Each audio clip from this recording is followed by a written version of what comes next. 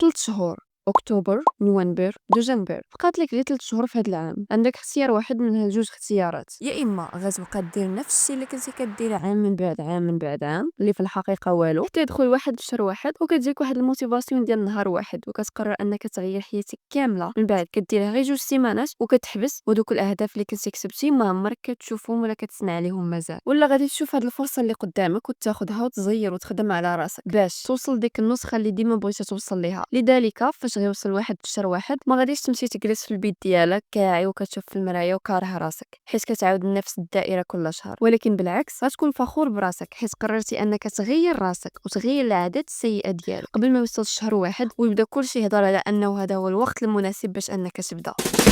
في البداية ديال شهر واحد، واش بغيتي تحس بانك باغي تبدل حياتك كامله مره اخرى، ولا بغيتي تحس باللي خاصك تكمل في داكشي اللي كدير؟ غنعطيك 18 حاجه اللي غتخليك توصل لنسخه جديده من راسك. اول حاجه: روتين صباحي وروتين مسائي مديطاي مزيان. خاص دائما يكون عندك واحد الروتين في الصباح وفي الليل. مثلا كل صباح تكون عندك واحد الساعتين ديالك بوحدك واللي كتسمى بسلو مورنين. من بعد واحد الساعه كتصلي فيها وكتقرا فيها القران والاذكار، وساعه كتوجد فيها الفطور ديالك وكدير فيها السبور الا كنتي كديرها في الصباح. وكذلك في العشيه ولا الليل كيكون عندك واحد الروتين في المساء، بحال رجعتي مثلا من الخدمه كتاخذ واحد الساعه ديال السبور الا ما درتيهاش في الصباح، ولا كتقرا شي كتاب ولا كدير شي حاجه كتخدم عليها. المهم كيكون عندك واحد الروتين كتبقى غادي به ديما. ثاني حاجه: شرب الماء، وهذه اللي هي اهم حاجه. الا كنتي من النوع اللي كينسى انه يشرب الماء فكنصحك تشري قرعه ديال 2 ايطرو دائما تعمرها وتحطها قدامك باش دائما تفكر انك خصك تنوض تشرب. ولا كنتي من النوع اللي كينسى انه يشرب كاع فكاينين بزاف ديال لي زابليكاسيون يقدروا يخليوك تشرب الماء بحال هادو مثلا. والا كنتي ما كتقدش انك تشرب الماء حيت ما عنده حتى شي مذاق، فراه بامكانك تاخذ قرعه ديال الماء تحط فيها الحامض ولا النعناع وبهذا كتكون انك نكهتي الماء ديالك. المهم انك ما تنساش تشرب. ثالث حاجه: حيد التليفون.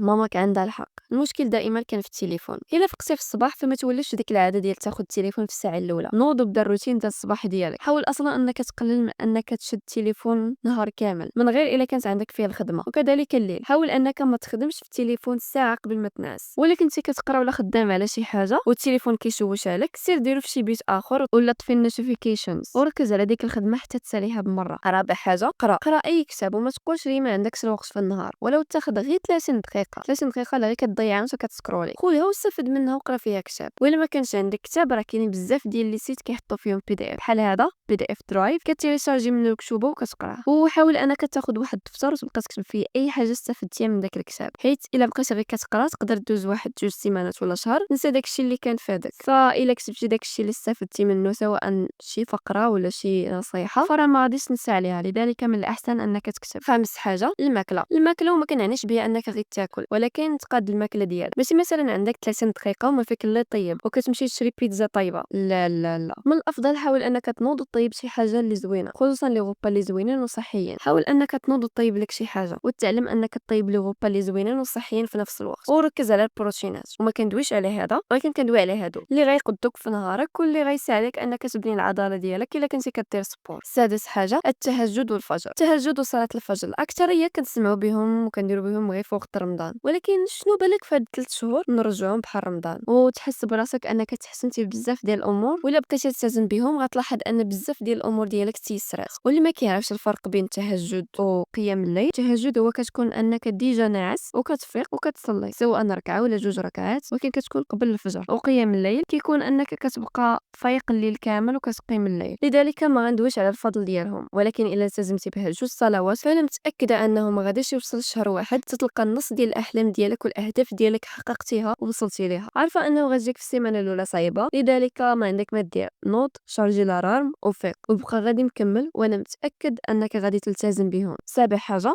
التدوين ولا الجورنالين. اشكون ديجا سمعتي بالجورنالين ولا التدوين؟ واللي كيعني انك تدون وتكتب على النهار ديالك ولا الاحاسيس ديالك كيف ما كانوا. كتب بالعربيه، كتب بالدارجه، كتب بالفرنسيه، كتب بالانجليش، المهم انك تكتب. ولكن من الاحسن كتب بالانجليش باش منها تضرب بجوج عصفورين بحجر واحد، كطور لونجلي ديالك وفي نفس الوقت كدير التدوين وكتكتب على النهار ديالك، كتخوي قلبك بهذا المعنى. اللي ما عرفش علاش غيكتب تقدر مثلا تكتب على الاهداف ديالك ديال هاد 3 شهور، الاهداف ديال 2026 مثلا. شنو دوزتي في هاد العام؟ النهار ديالك كيفاش داز؟ شنو هي الحاجه اللي انك ممتن انها عندك؟ شنو هما الحوايج اللي كتحمد الله انهم عندك؟ شنو هي الحاجه اللي درتيها اليوم وفرحاتك؟ المهم هو تكتب، حيت كل ما كتبتي الافكار ديالك فراسك كيكونوا مقادين وما كتبقاش مخربه. ثامن حاجه الرياضه 5 مرات في السيمانه. الرياضه العدو ديال كل شيء، ولكن بغيتك في هاد 3 شهور انك تلتزم بها ديال بصح، سواء بغيتي تنقص ولا سواء بغيتي دير التضخيم وتزيد. فقد الماكله ديالك وحاول انك دير الرياضه من 4 3 المرات في السيمانه،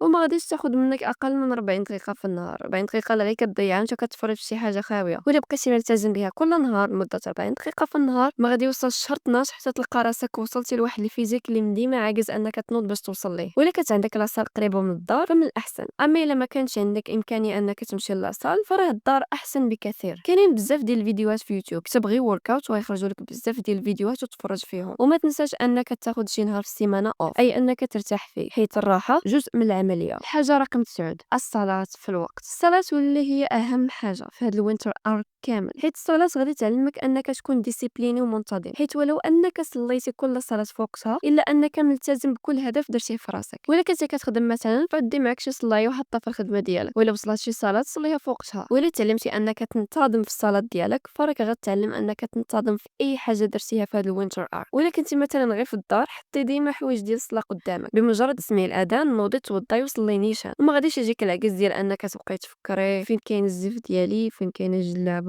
كتلقاي كلشي واجد، كتنوض غير توضاي وتصلي. وكون متاكد ان اي حاجه غادي تيسر لك الا ديتيها في صلاه. حاجه رقم 10 10000 خطوه. مقلق نوض تمشى، معصب نوض تمشى، عقلك مشوش نوض تمشى. عرفتي واحد الاحساس غتحس به فاش غتسالي داك النهار اللي تمشيتي فيه؟ غتحس بواحد الراحه اللي زوينه. ومن غير المشي يمكن لك دير حتى الجري. والفوائد ديال المشي انك كتحرق من 300 500 كالوري في النهار. والا كان الهدف ديالك هذا العام هو انك تنقص الوزن فراه المشي افضل حاجه. من غير الجسد ديالك فراه غتلاحظ فرق حتى في الصحه النفسيه ديالك. ولا كنتي ملتزم بشي حاجه فراه لابد انك تشوف نتائج. وما تنساش انك تاكل مزيان، حيت مستحيل يبانوا النتائج بين ليله وضحاها. حاجه رقم 11 الاذكار وقراءه تفسير القران. خليها عاده انه ما يجوزش النهار ديالك الا وانك قريتي اذكار الصباح والمساء وقريتي قران، حيت كنتي بصح عارف الفوائد ديال الاذكار كون ما عمرك زقلتيها حتى نهار. ومن غير قراءه القران حاول انك تقرا حتى التفسير ديال القران. حاجه رقم 12 الاستغفار والصلاه على النبي. الاستغفار والصلاه على النبي حاول انك تقراهم 100 مره في النهار، حيت المعجزات والفوائد ديال الاستغفار ما كتساليش. صلاة الجمعة نحاولوا نصليو هاد الصلاة كل جمعة، اللي أكثريتنا كنساوها كاع. فكل جمعة إن شاء الله نحاولوا نمشيو للجامع نصليو هاد الصلاة، حيت الفضل ديالها حتى هي كتير بزاف. كتكفر الذنوب، كتزيد الأجر والمغفرة، وكتكون سبب أنك تدخل الجنة. وما تنساش أن يوم الجمعة هو اليوم اللي طلعت فيه الشمس، وهو النهار اللي تخلق فيه آدم، وفي نفس النهار دخل فيه الجنة وخرج منها. وفي هاد النهار فاش غتقوم الساعة حاول أنك تنعس من 7 ل 9 ساعات في النهار، ومن الأحسن أنك تنعس في الليل وتفيق في الصباح بكري، وماشي تنعس الصباح وتبقى سهران الليل كامل. حاجه اخرى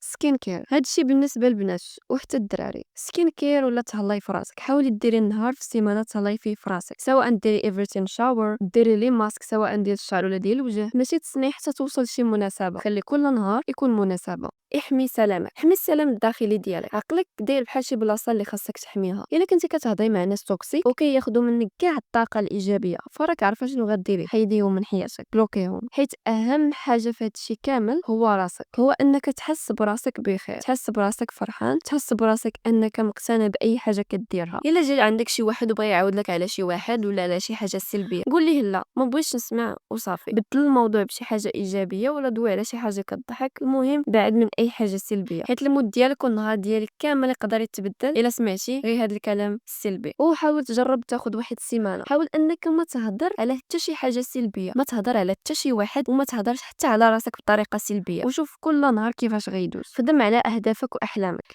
ديها في اهدافك واحلامك. عندك شي حاجه بغيتي توصل ليها خدم عليها حتى توصل ليها، سواء كنتي بغيتي تتعلم شي لغه، بغيتي تقرا في ديك الجامعه، بغيتي تمشي تخدم في ديك الخدمه، خدم عليها مزيان حتى توصل ليها. ماشي انت نهار وما طال كتجي كتبقى غير تسكرولي وكتقول النهار ديالي كيدوز دغيا، وما مسوقش الاهداف ديالك ولا كتنساهم كاع ولا ما ديرهمش كاع بالمره. وما تبقاش تقول لا غنتسنى النهار المناسب، حيت داك النهار ما عمره غيجي. والنهار المناسب هو اليوم، ويا اما غتهرب من التعب ديال اليوم ولا غتهرب من خيبه الامل ديال غدا.